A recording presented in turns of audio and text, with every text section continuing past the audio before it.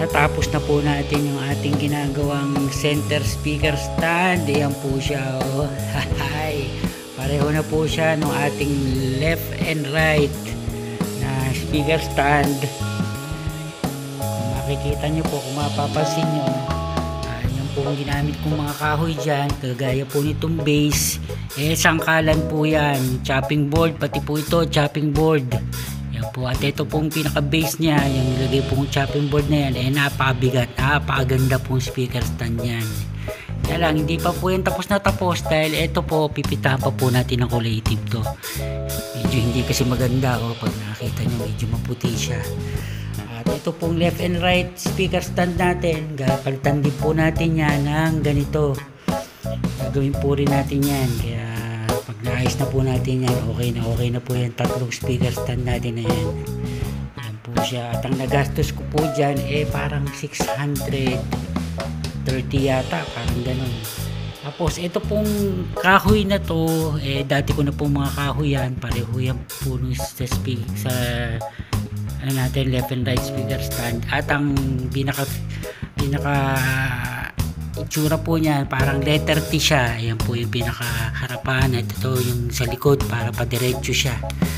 Ayan, okay na po. At ito pong ating isang sabi, nalagay na po natin sa gilid.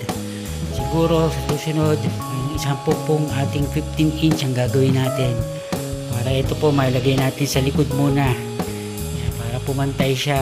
Diba? Okay na po siya, oh. Yung makikita nyo po, nakakalat pa rin po yung ating mga speaker cable at di ko pa rin po napapalitan yan siguro sa mga susunod po. At wala pa po tayong acoustic, tingnan nyo na po.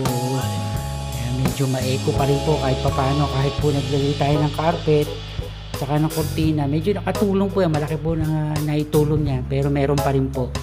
Lalagay po tayo ng bass trap sa kanto, tapos mga acoustic sa likod ng speaker. Pati rin po dito sa may bintana, maglalagay din po tayo. Ito pong ating nalagyan ng pinaka-components natin, iuurong pa po natin yan dito. Kasi tinatamaan po ng speaker yan. Kailangan po ang speaker, maluwag po yan paikot.